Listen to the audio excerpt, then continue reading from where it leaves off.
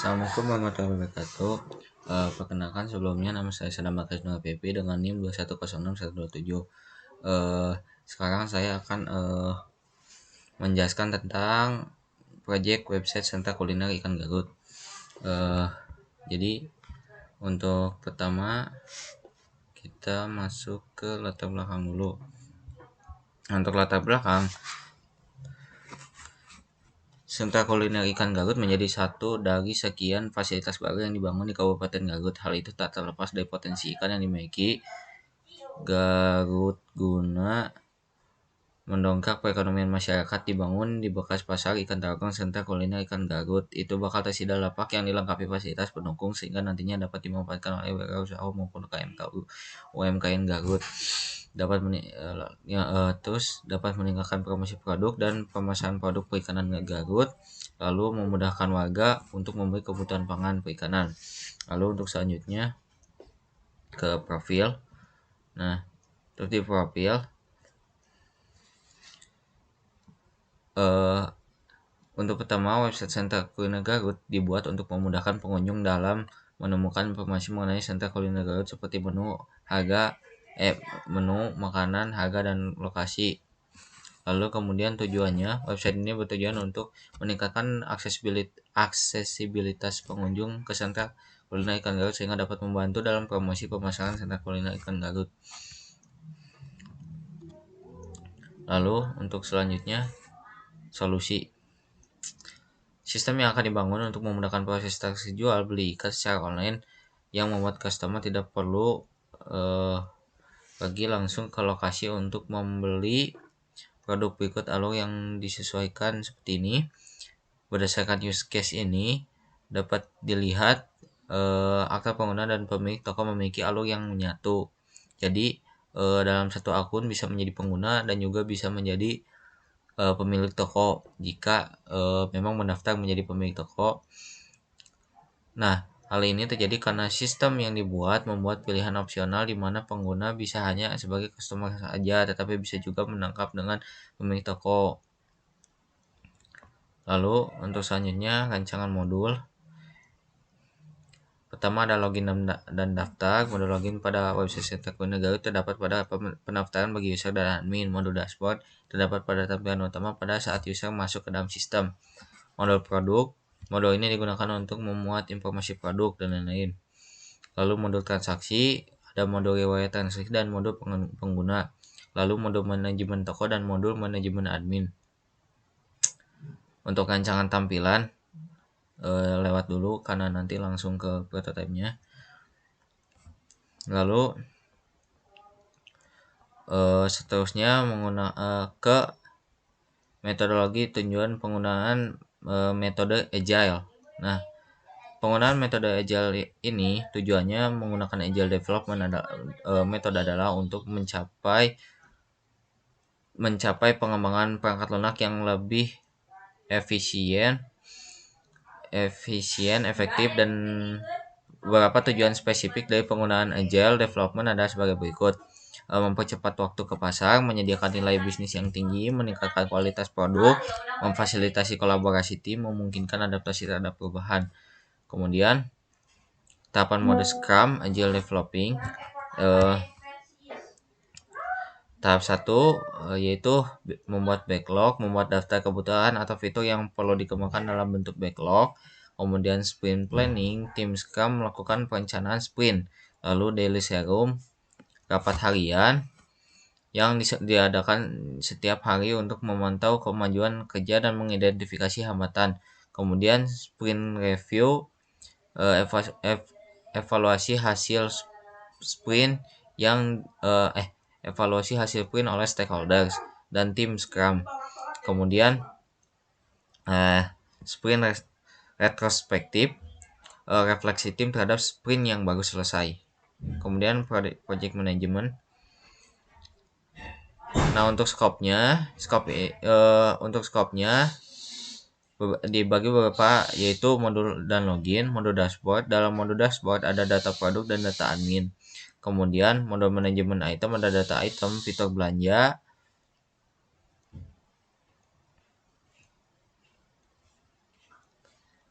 Lalu untuk mode manajemen kategori,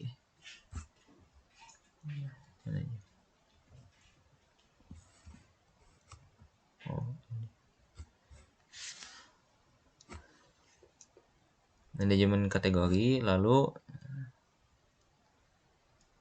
lanjut ke sumber daya manusia. Ada project manager, sistem analis, web developer, quality assurance, dan web designer. Nah, untuk biaya disesuaikan dengan kerjanya masing-masing.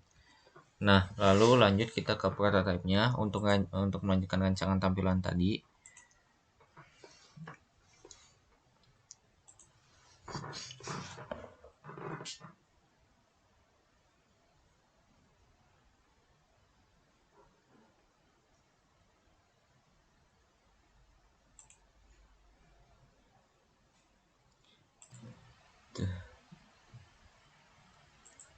Nah, ini untuk rancangan produknya. Pertama, kita akan dihadapkan ke laman login, yang dimana laman login di sini terdapat username dan password.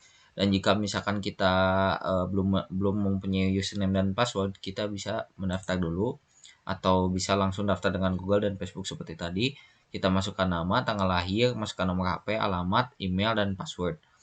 Lalu setelah itu kita klik daftar dan akan dikembalikan ke laman login. Dan setelah itu kita bisa masuk.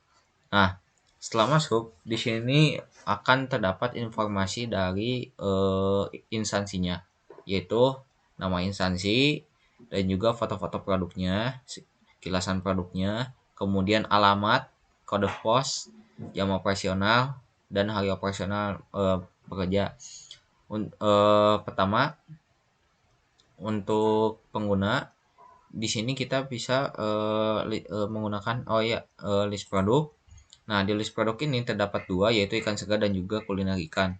Yang dimana ketika kita mau membeli ikannya langsung, kita bisa mengklik ikan segar, lalu kita, nah di sini terdapat listnya secara langsung, yang dimana listnya pun bisa dicari dan juga bisa melalui filter di sini. Dan jika sudah, bisa langsung keluar dan di situ akan terproses. Nah, pertama kita akan pilih ini. Nah, di sini bisa dilihat pada detail produk. Di sini terdapat deskripsi, berat, stok produk, ulasan, dan berapa yang terjual, lalu harga per kilogramnya. Terdapat ulasan juga dari pembeli dan juga kita bisa mengunjungi tokonya di sini. Nah, di sini juga ada informasi seputar tokonya langsung. Kita bisa keluar lagi. Kemudian jika misalkan kita mau mengechat ke admin tokonya apakah produknya masih ada atau tidak, kita bisa mengklik ini. Nah, kita bisa mengklik ini, kemudian kita bisa chat langsung di sini tanpa harus merubah laman. Kita langsung ngechat di sini. Kemudian jika sudah, kita bisa close saja tanpa harus ini. Lalu kita bisa melihat detail produk lain dari toko yang ada gitu, toko yang kita sedang kunjungi. Produknya kita bisa lihat seperti di sini kan pakai juga. Nah, misalkan kita ingin membeli, kita bisa mengklik membeli. Di sini terlihat ada 1 kg, 2 kg, 3 kg, dan 4 kg. Dan lain pokoknya di sini bisa memilih langsung dan juga bisa mengklik secara manual. Lalu kita bisa, misalkan saya akan mengklik 4 kg, lalu kita bisa mengklik beli. Nah, di sini terlihat bahwa di sini ada format pengiriman. Pertama ada nama produk, berat produk yang dipilih, lalu total harganya. Dan di sini ada nama pengguna, ada alamat, nomor handphone, metode pembayaran. Nah, di sini metode pembayarannya bisa kita ubah. Tersedia di sini semua, dan jika sudah kita bisa pilih. Dan lalu untuk jasa pengiriman bisa kita ubah juga. Jika sudah, kita bisa pilih juga. Untuk catatan, ini catatan untuk pengirim dan juga bisa pengirim dan juga bisa penjual. Lalu kita bisa check out. Nah, setelah itu kita akan dihadapkan dengan memasukkan PIN. Setelah kita memasukkan PIN, kita bisa memprosesnya. Nah, di sini terdapat tracking. yang dimana kita bisa mengetahui di mana produk kita sedang berjalan. Dan jika kita memang ingin membatalkannya, kita bisa langsung membatalkannya. Lalu kita bisa kembali ke beranda. Untuk selanjutnya, di list produk juga ada kuliner ikan. Di sini juga sama, bisa di list dan juga bisa dilihat lebih untuk detailnya. Nah, setelah itu riwayat transaksi. Di sini di riwayat transaksi kita bisa melihat pengiriman yang tadi, to tracking, dan juga pengiriman yang tadi. Kemudian misalkan kita selesai, nah pesanan ini kita ketika sudah sampai ke tangan kita bisa ngeklik pesanan diterima, lalu kita bisa memberi nilai. Nah, kita bisa memberi nilai di sini, memberi ulasan dari video, foto, bahkan memberi rating dan juga memberi deskripsi. Setelah itu selesai. Nah, jika tidak yakin maka bisa klik tidak, lalu jika yakin kalian bisa ngeklik yakin. Nah, setelah itu karena di sini pengirimannya selesai, maka bisa dilihat di sini tidak ada pengiriman sama sekali. Dan dikemas pun tidak ada. Oke, selanjutnya di sini terdapat fitur yang lain yaitu pusat bantuan. Nah, di pusat bantuan ini kita bisa menanyakan ke admin, bukan ke si admin penjual, karena admin penjual dengan admin dari si pihak website itu berbeda, dari pihak instansi itu berbeda. Oke, selanjutnya kita bisa klik chat juga jika kita agak susah mengetik atau typo ya. Lalu selanjutnya, nah di bagian pengguna ini kita bisa ke pengaturan.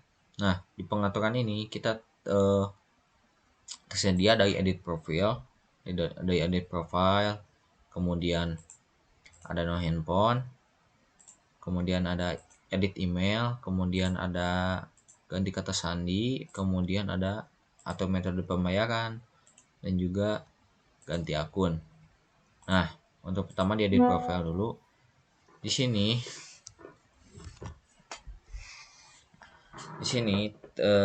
tersedia pengguna, nama lengkap, tanggal lahir, dan juga alamat, no handphone, email, dan juga akun medsos yang terhubung.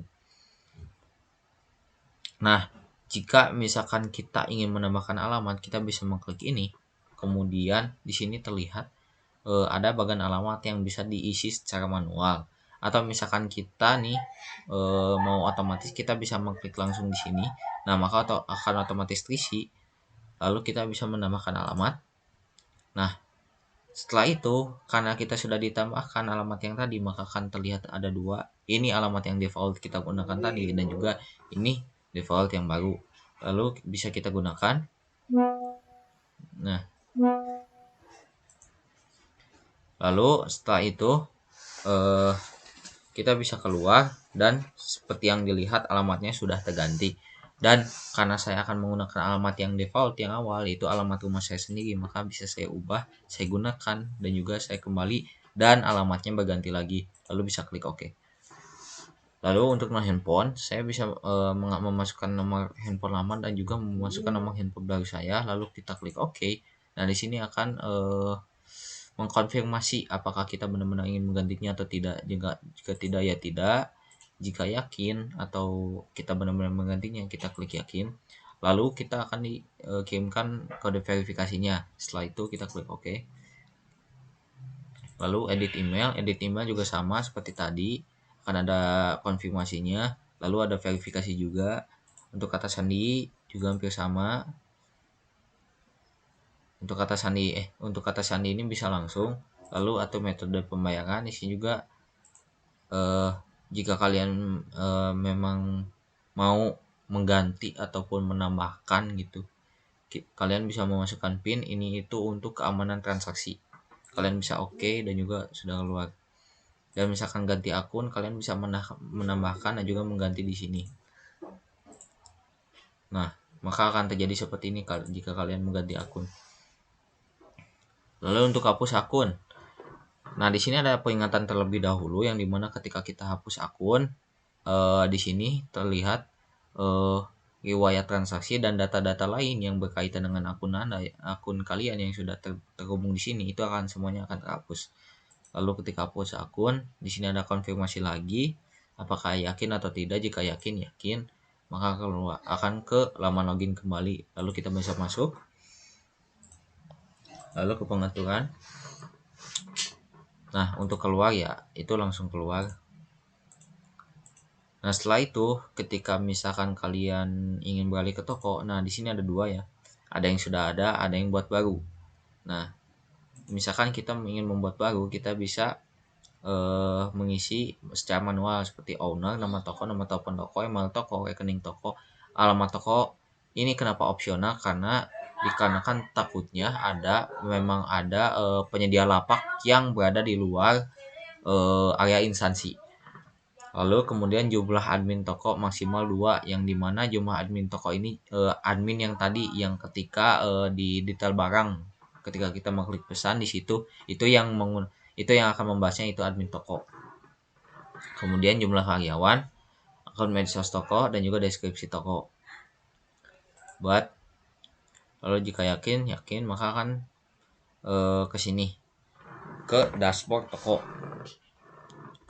Kemudian di sini untuk mengurus pesanan kita bisa mengklik lebih. Nah, di sini tersedia ada mulai dari pengemasan, pengiriman, selesai, dan juga retur, yaitu pengembalian barang. Setelah dikemas juga ada detail-detail dan juga format pengirimannya. Lalu kita bisa tambahkan menu ini untuk kulinernya. Untuk kuliner bisa tambahkan nama menu, foto menu, harga, deskripsi, dan juga catatan khusus. Lalu untuk tambahkan produk, di sini terdapat nama produk, foto produk, berat, stok harga, deskripsi produk, dan patokan harga seperti yang saya contohkan tadi, yang seperti 1 kilo, 2 kilo, 3 kilo, 4 kilo, dan lain-lain. Oke, setelah itu ada di riwayat transaksi, yang dimana di sini itu terlihat per bulannya, seperti Januari, Februari, Maret, April segini. Nah, jika kita ingin mengatur manual, di sini bisa kalian isi seperti tanggal 1, misalkan kalian isi berapa di sini diketik. Kemudian setelah itu kalian tinggal klik OK, maka akan otomatis ditambahkan di sini. Seperti misalkan pemasukan berapa, pengeluaran berapa, di OK, maka akan menambahkan di situ. Oke, untuk selanjutnya kita ke admin. Nah, untuk admin sama laman loginnya seperti ini, kalian masukkan username dan password, lalu kalian masuk. Nah, ini dashboard admin. Di sini terdapat akun, bisa dilihat akun yang terdaftar, toko yang terdaftar, dan juga pengguna baru. Lalu statistik transaksi pengguna dan toko, yaitu ditandai oleh grafik seperti ini, yang dimana pemasukan, pengeluaran, dan juga transaksi yang dilakukan oleh pengguna dari bulan Januari hingga Juni, karena Juni sekarang masih dikit. Nah, kita juga bisa mengunduh laporan di sini. Lalu ada rating pengguna dan juga ulasan-ulasan lain. Lalu distribusikan per tahun, karena kita instansinya mendistribusikan juga ke lapak yang mendaftar ke kita. Lalu ada data distribusi di sini. Kita bisa mengatur dari ikan air tawar, air laut, dan juga air payau, karena berbeda-beda ya. Lalu feedback pengguna. Nah, untuk feedback pengguna ini, bagi kita yang menjadi admin tadi, kita bisa membalas mereka di sini, gitu. Oke, untuk itu kita bisa keluar juga, kembali ke laman login. Oke, sekian penjelasan dari saya. Assalamualaikum warahmatullahi wabarakatuh.